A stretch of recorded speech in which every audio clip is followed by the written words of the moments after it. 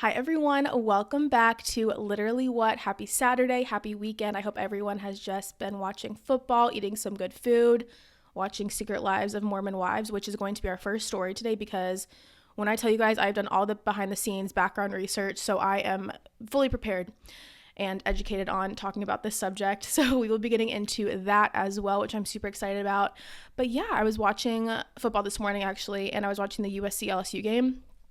LSU was just not looking too hot. They kept getting their ball intercepted, and USC was really, up there in points. And I was like, well, okay, this looks like it's going to be clearly USC winning.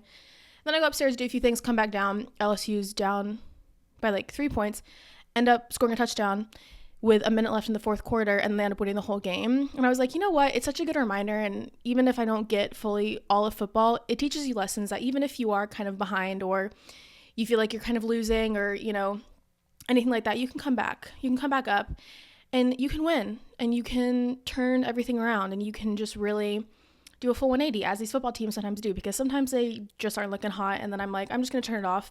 And then you look back in the next quarter, the next half, and they're like, oh, okay, they actually got it together. So it's never too late. That's my motivation for you guys today. But yeah, I honestly just want to kind of start talking about Mormon wives because that was a little crazy. We have, of course, the rest of the show, lots of good stories. You know the drill. I keep you guys updated with everything. So let's just get into some hot gossip, hot take, stories, and advice that will have you saying literally what?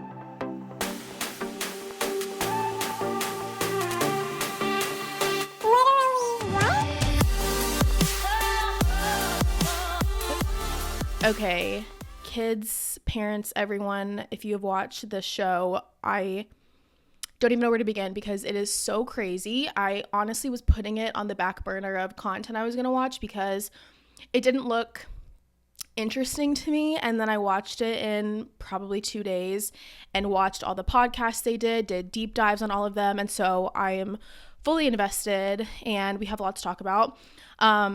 But let's just start about how it even came to be what this really is. And I was honestly kind of disappointed because really the Taylor Frankie Paul of it all, who started Mom Talk years ago, and that's why this is a show right now. She's really the only one in the show that was part of that, I believe, and just kind of like a main one. All the other women were casted later on, which I'll get into later. But a little backstory if you haven't seen it or you don't really know what it necessarily is about. So Taylor Frankie Paul lives in Utah. I'm pretty sure. I think they all live in Utah because it's like, that's the whole Mormon where they all were and all kind of knew each other, all the moms. She basically started Mom Talk where it was her and all these other moms. They would dance together. The videos went viral. They gained millions of followers, would get tons and tons of views. And so that was kind of became a thing, the start of Mom Talk. So after that happened, this whole scandal came out in the Mormon community where Taylor Frankie Paul went on live and admitted basically that her and her husband and, some other couples were soft swinging. And we still, again, don't fully know everyone who was involved in that scandal, but I can tell you Taylor Frankie Paul is the only one on the show who was involved in it, which is kind of like lame, boring. I wish the other people were on it, but basically her and her husband and then another couple, they would do these parties and it just, I guess it came out and then she spoke on all of it. And basically, she was kind of the main person because her and another husband kind of started having feelings for each other, and then it just kind of blew up. All of the couples ended up divorced. So that was crazy, and I guess that is how this all came to be because of a swinging scandal started by Taylor Frankie Paul. So, yeah, but it is interesting because I feel like when most people went to see the show, they thought a lot of the cast was part of that, but it was just Taylor. She was the only one part of that whole swinging scandal, which is kind of interesting. But another thing I found out is, so the first episode, if you've seen it, the first episode is kind of in a way different timeline than the next 7. And basically what they did was they were filming a pilot to see if it would even do well.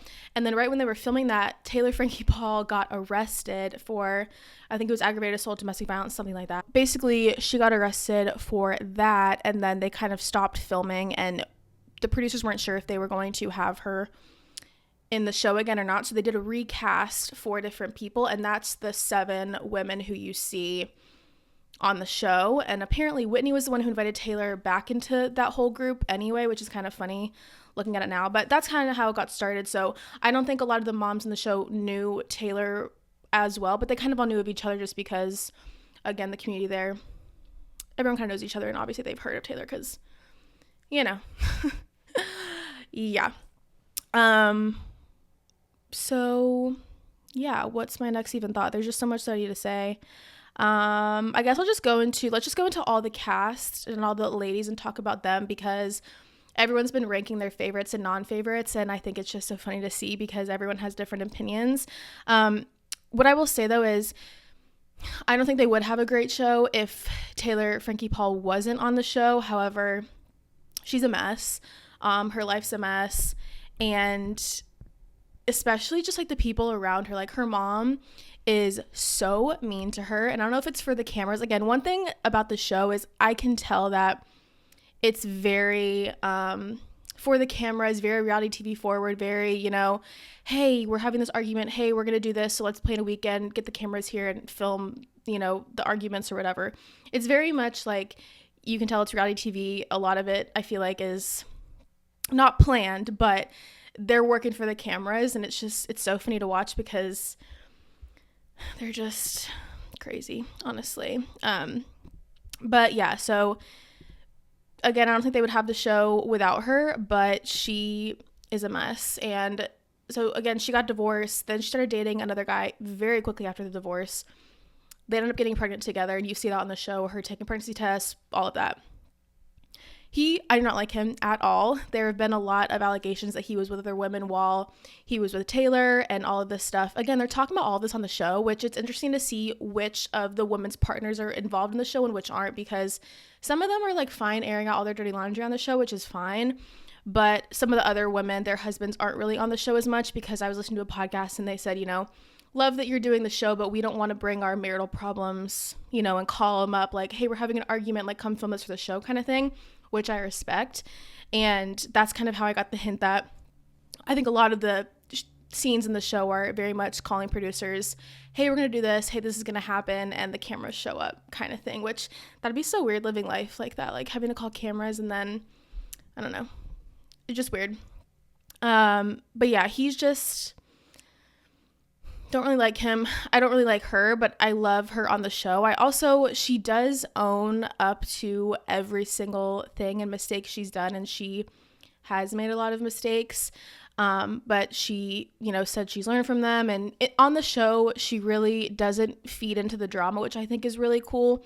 Again, she doesn't really know the ladies as well, so I think it would have been more interesting if it was actually her with the people who were involved in that whole scandal and people that she knew better than these women. But you know, especially the scenes about her life, it's very interesting to see, and she does own up to everything. And I think she's just had a hard life, and she just makes bad decisions. I think she needs to be with someone way unlike Dakota. I hope that eventually they don't end up together, but who knows? I don't love her and him together. But again, she is kind of the whole face of it, and she didn't even think she would be just because of when she got arrested and all that. But look at her now. So we'll see how it goes next season for her, for sure.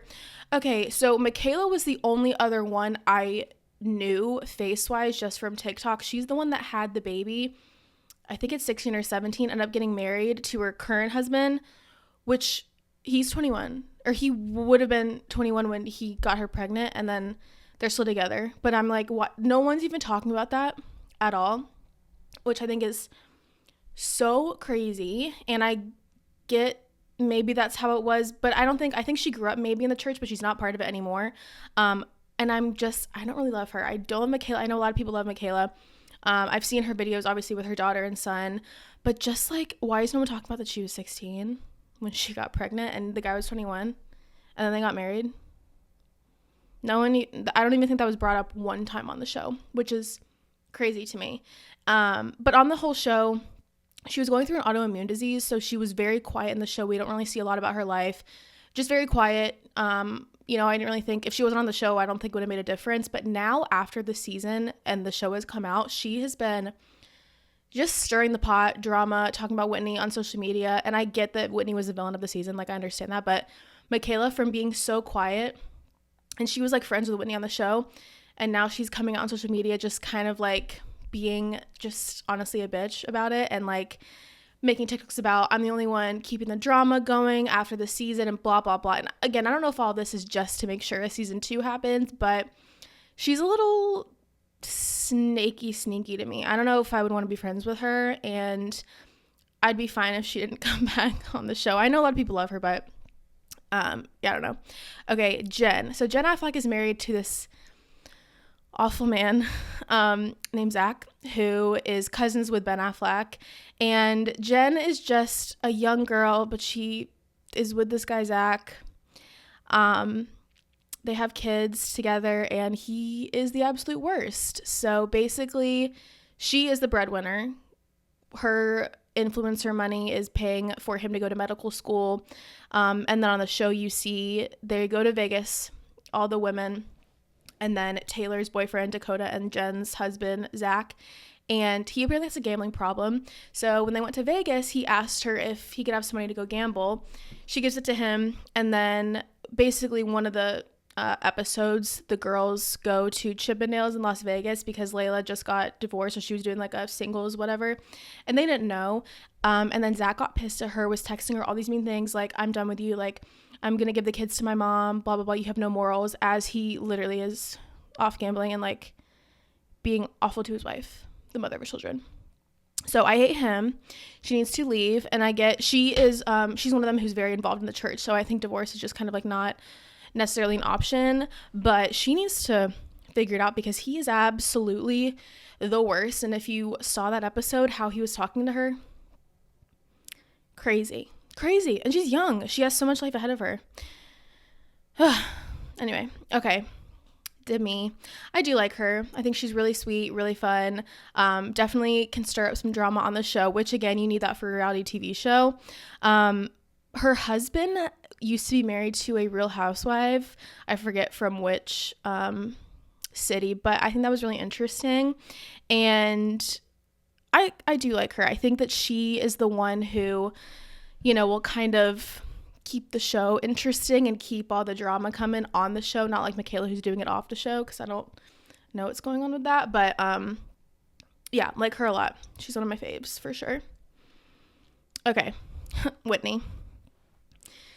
I just want to first say, I think Whitney has gone through so much in her life. She basically found out that her whole marriage was pretty much a lie because her husband was literally cheating on her by being on Tinder their whole marriage, and they're still together, and they also aired that all out on national TV. I think she is very, very not content and very unhappy with her life and how it's going. And I think that, I don't know, I can't, obviously, yes, she did a lot of bad things on the show. The whole cereal thing, just the whole not showing up, leaving the group. It's very immature, very, very immature. But it's kind of giving like she's in this toxic cycle of, you know, she's leaving the group and then she's like, but I want people to ask me why I left the group and ask me if I'm okay. I think she's a very unhealthy person mentally. Needs to, I don't want to say like she needs to go to therapy, but I think she just has a lot of internal struggles. And now she's on this TV series and she's been made the villain. I think she's just eating it up. She's going to go with the flow. And I think a lot of it is just for attention. I really do think that. And yeah, so I think she'll just continue to stay on the show and be the villain. And I think that's good because they do need a villain. I think that originally I was watching on a podcast that since Whitney invited Taylor back into the group, they thought that Whitney was like, oh, well, Taylor will be the villain and then I'll just be like the head leader of the show. And then it turned out not to be that because she was doing all these stupid things. Like, why would you leave the group chat? Why would you unfollow and block all of your friends? Why would you do this? And I can't tell if she's just doing it because of the show or if she just is doing all these things and needs to work on herself. But yeah, very interesting. Okay, so Layla, I'd honestly be fine if she wasn't on the show just because she's kind of boring. I don't know, not boring, but she's not my favorite. I think she needs to, I don't know, do something more if there's a next season, but she's not my favorite. Yeah, I don't have much to say about her, honestly. Okay. I think it's Jessie. Yeah, I literally get them all confused because they all look the same to me, especially Demi and Jessie, but I love Jessie. I honestly think she's my favorite one of the show. I love her so much. I love how she is kind of the voice of reason with them, especially with the whole Jen thing. And she was married before, but she said it was very toxic, reminded her of how Jen was with Zach, and just she says how it is. And I think that everyone needs a friend like that, and everyone, especially on a show like this, she is kind of going to play that character of being the voice of reason, which I think some of these ladies need. I just like her a lot. I think she is fun to watch and just has a good head on her shoulders and just makes the show more fun. Personally, I think she's a really good person to be on reality TV. I believe she's the one who's married to someone who's way older than her, unless that's Demi. I think it's actually Demi, and then Jesse's the one who is just remarried again. But I think she's honestly my favorite. And then we have Macy. I don't know, I can't get a read on Macy. I feel like she, you know, is kind of playing both sides with the whole friends with Whitney and then the other person. And I feel like I'm saying take a shot every time I say I think with this. Seriously, I'm so sorry. But I don't know. She's nice. The whole her with not liking Dakota and calling up that girl that he supposedly hooked up with, it just seemed that was way too much for the TV and just not genuine, and just kind of she wanted screen time. I don't know. But that was just very interesting to see her. It was just random. Like the show ended with her calling what was her name, Jen or something. I'm like, okay. Just some of the things seem too forced and like they're trying to create drama for the TV show. But yeah, I thought it was really funny about, because in Mormon culture you don't drink, I think, coffee, tea, and then alcohol, obviously. And so they'll go get these 44-ounce sodas, and I'm like, that just is so bad for your body. I can't. Then you would like see them at events, they'd be walking around with these huge sodas, wake up, drink a Dr. Pepper. I'm like, that is so crazy to me. Another thing I had is, it was just funny seeing all the women like hang out with Taylor, obviously for the show, but it's like, I honestly would not be her friend if I knew that she was soft speaking and like trying to get with other people's husbands. Like, I just don't know how these women want to be friends with her. And obviously it's because they're on the show, but I just feel like I wish there's more talk about that, because I'm like, that's kind of crazy that, I don't know. Does anyone else feel that way? Maybe she's moved past it now, but I'm like, that's kind of crazy. But I don't know. I think right now they are all doing podcasts together. Whitney's not there. They're all doing events. Whitney's not there. It's just interesting because I don't know if they're doing this all so that there is a season 2, or if they actually just all hate Whitney, and it's just weird. I don't know how season 2 is going to work, and I do want season 2 right now, but we'll see what happens with season 2. But such a good show. I need to know your thoughts because I am just obsessed with it. It was so fun to watch. And I might need to honestly rewatch it now that I know the girls more, because I feel like the whole time I was like, wait, what's going on? Like, who are these people? Like, what's the point? And now that I know kind of the background and how it all came together, I kind of want to rewatch it just to see how it goes again. But anyway, that was our little recap of that. So now let's move on to our next story with the VMAs 2024. I got to catch some of it, and some of the performances, crazy. I always see a performance and I'm like, wow, that's so crazy. Like, these people, you know, their minds, you know, to come up with these different things. Then I see another performance and I'm like, okay, that's even crazier.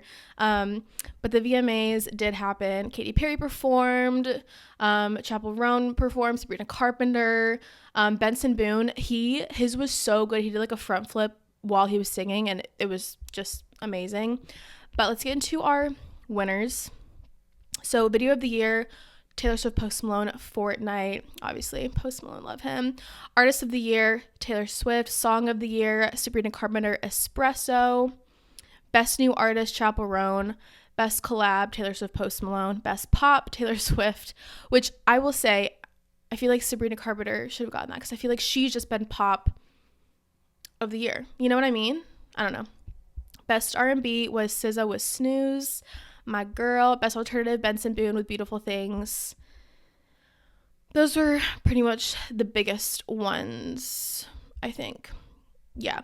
And then for that award that I was talking about last week of the best like performance that I thought Lady Gaga should have won for Paparazzi, Katy Perry got it for Roar, which is fine because I love Katy Perry, but I really think Lady Gaga should have won that, but it's fine. But it brings me to my thoughts of just pop in general, pop artists, because I feel like growing up, I was always a pop girl.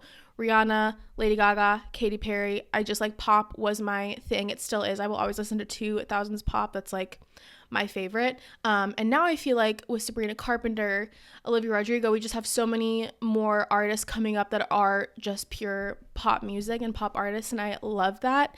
And I'm just happy that we're getting some more pop. And Addison Rae with her song Diet Pepsi. Okay, first of all, did she do that song because she was getting paid by Diet Pepsi?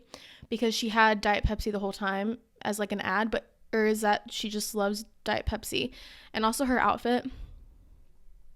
No. No. It was not it. Not it at all. But what else? Oh, Sabrina Carpenter kissing the alien. That was really weird. Also, apparently there's a love triangle with Sabrina Carpenter, oh my gosh, Camila Cabello, Shawn Mendes, I guess, and all three of them were there and performed apparently, and the songs are about each other. I need to look more into that because I am so intrigued. But yeah, so she was kissing the alien. Super interesting. Katy Perry's performance was really good. Yeah, just a good VMAs, even though I didn't catch all of it. But I think that's all I had to say. Leads me to my next story, talking about pop artists, because one of my favorites is releasing an album, you guys. Yep. And it's not Rihanna, because I've begged Rihanna on this podcast for years now, even though I've only done this podcast for less than a year. But I feel like I have been my whole life begging Rihanna to come out with another album, and she hasn't. But one of my favorite artists is, and that is Lady Gaga. Yep, I know. You guys, this is such exciting news. This is the best news I've heard in a long time, because she really was just someone I grew up listening to. I used to watch all of her music videos, and she was just the first like person that I actually watched and was like, wow, the artistry, just everything about her just like was so interesting to me. I don't know. I was like very enamored with her and everything that she did, and I love all of her songs. I still listen to her songs, and she's now coming out with an album that is set to come out February 2025, and then the first single is going to be coming out this next October. I'm genuinely like so excited. The only time I will be more excited is when Rihanna comes out with an album. Please, Rihanna, please. But the musicians shared that the album emerged from a place of happiness instead of misery. So after a quick side quest, as she was a co-star of Joker, she's back in pop star mode. She made her return last month with Die With A Smile, the pop duet with Bruno Mars. That was a reminder of how easy she makes this all look. And then she is now coming out with her 7th studio album, which is so, so exciting. And yeah, I just love her, and I love that she is just so effortless, I feel like, in everything. Just seeing her perform or just her singing anywhere, it just is honestly perfection. And then, you know, her able to then go and do some acting and then come back and write an album. It's just so cool. Kind of reminds me of Selena Gomez. Like, if Selena wants to ever come out with an album, that would be super cool too. But I'm very excited for that, and I think it'll be a really good album, especially since it's going to be pop, and it's not like, you know, she's going to come out with a country album or R&B. I don't know. I like that she's sticking to what she knows, and I think that is very, very exciting. Okay, next story. I feel like a lot of the stories today are very musician forward, but that's kind of where we are right now. But Post Malone's F1 Trillion tour is underway, and they did announce that they are going to be bringing the truck from the album cover to each tour stop, which I think is amazing. I'm definitely going to try to get a picture in front of that when I go. And then I was obsessed with looking at what the set list was going to be, because there were rumors that it was going to be strictly country songs, and I was like, how can Post Malone do a concert that would not do Rockstar, Congratulations, Circle, Sunflower, White Iverson?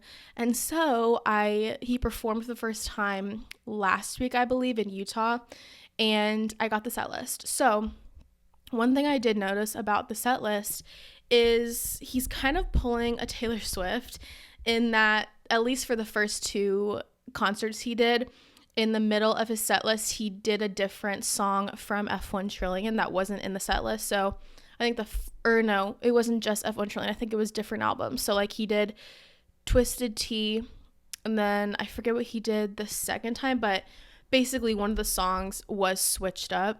And so I believe he's going to do a different one, kind of like what Taylor Swift did with surprise songs. But Yeah, what I loved though is it's not just the F1 Trillion album. He is doing songs from his other albums. He is doing Circles. He is doing Chemical.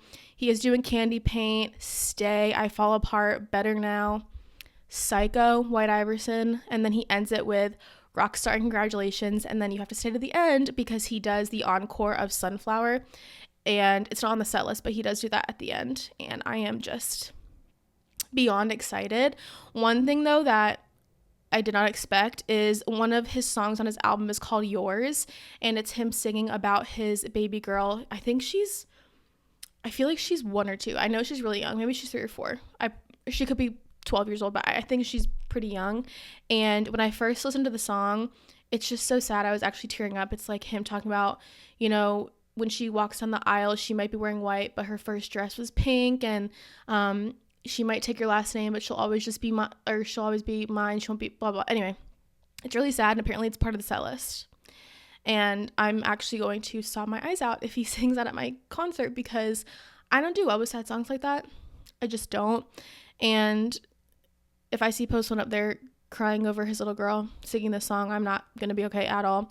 But I'm just excited for this concert. I'm actually like so excited. You guys have no idea. But our next story, I swear it's our last singer forward story. Oh my gosh, I didn't even realize this. I need to plan them out better. But Kendrick Lamar is going to be the performer at Super Bowl 2025. Drake is not okay. But he will be performing at the 2025 Apple Music Super Bowl halftime show. It's scheduled to be played on February 9th at the Caesars Superdome in New Orleans, which is a day after my husband's birthday. That's so fun. But I am so excited for this. I love Kendrick Lamar. He better play Not Like Us. But I think this is a really good pick for the Super Bowl because I feel like he has a lot of really great upbeat songs. He's going to do really, really well. And I'm so excited. And there were rumors that Rihanna, she always just is teasing me, I swear, that she's going to be brought out. And it's only because, you guys, she liked his announcement that he was performing at the Super Bowl. So now people are saying that she's going to be coming out. News flash, a reality check. Just because someone likes an Instagram picture doesn't mean they're showing up at the Super Bowl. Will she? I mean, she very well could, but I highly, highly, highly doubt that. But she did perform in 2023, so she might just be like supporting the artists who are performing after her. I don't know, but very excited for that. Okay, next story. Vanderpump Rules is going to be filming a final farewell season.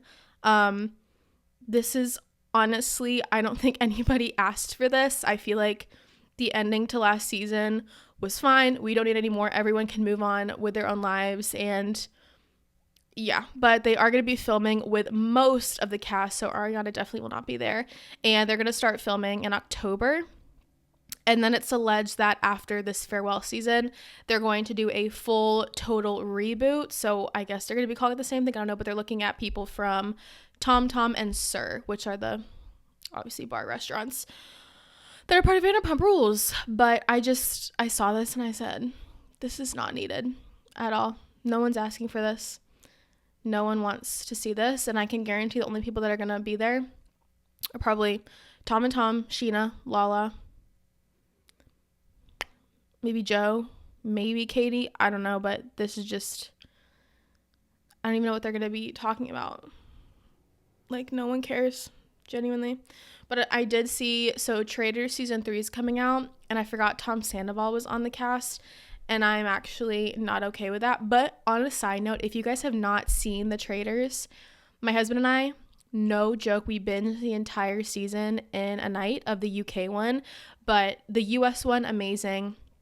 And then we watched the season of Traitors UK with Aaron from Love Island on it because I heard that he won and I thought he was a traitor, but he's not. He's a good guy. And it actually like changed my perspective of him because he was like super nice on it. But I mean, he's still like, what he did to Kayla is not okay. But anyway, if you need a new show, watch Traitors. It's on Peacock and it is addicting, actually addicting.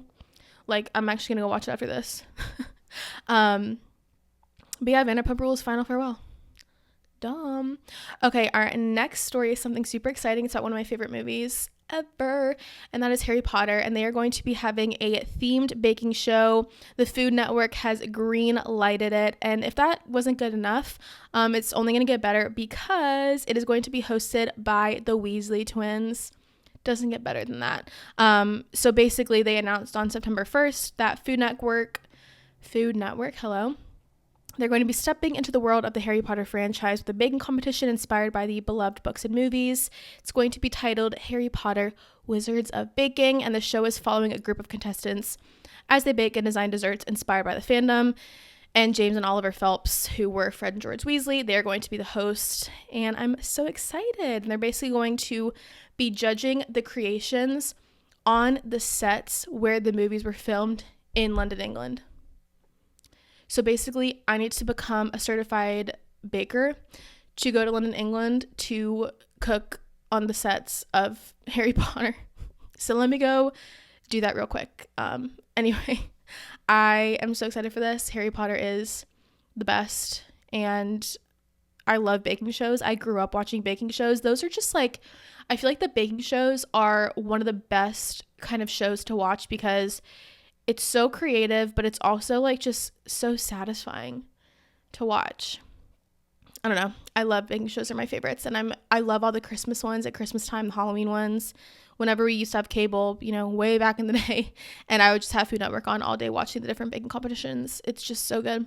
But I'm very excited for this one. So good job, Food Network, because that's smart on your part. Okay, next is a little retirement news. So Kathy Bates, from what I know her from is The Office and American Horror Story, has announced her retirement.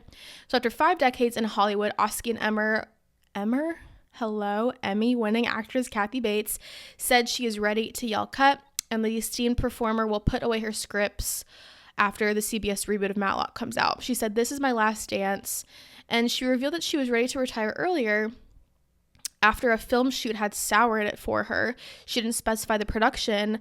And then in January 2024, her agent sent her the script for the procedural, which is reimagining classic legal TV drama.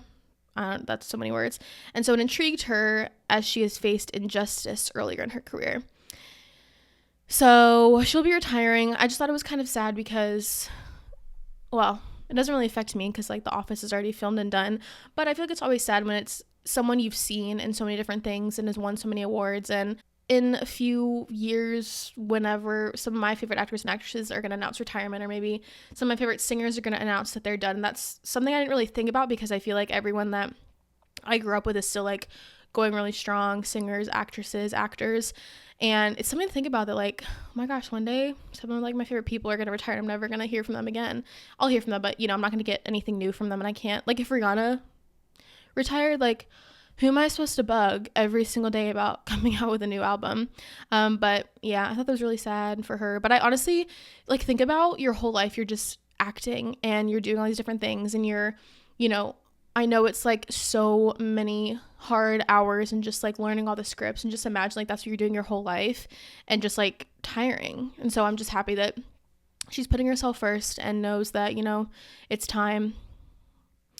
And yeah, wish her all the best. At least she gave me The Office and the iconic character. Our last little story is from Dancing with the Stars news, because I did find out all of the dances and songs they're going to be performing to on week 1. And I have to tell you guys, because like Dancing with the Stars is about to become my whole personality. So we have to talk about everything we can learn. But I've been following all of the pros on Snapchat, on Instagram, and it's so cool seeing all the behind the scenes. They were on, I think, Thursday or Friday, just at practicing their opening thing from like 5 a.m. in the morning until 10, and then doing the dance rehearsals with their partner. And I'm like, that just seems like so much, but honestly so much fun for them, and I'm so excited to see the show. But let's talk about what they're gonna be doing. So if you don't want to be spoiled, just skip, I guess. But okay, Jenna and Joey are doing the cha-cha to Dancing in the Country. Whitney and Danny are doing a tango to a bar song, that's gonna be a fast tango, because here come the 2 to the 3 to the 4. Da-na-na-na-na-na. That's such a great song. That should have won Song of the Summer. Like, I know Espresso did better, but I just love that song, even though people hate it. It's just catchy. I like it. Brandon and Chandler are doing Tango 2 Hot to Go. Sasha and Jen are cha-chaing to Flowers by Miley Cyrus, which is honestly a perfect song for Jen after everything that, oh my gosh, you guys, we have to talk about Jen really quick.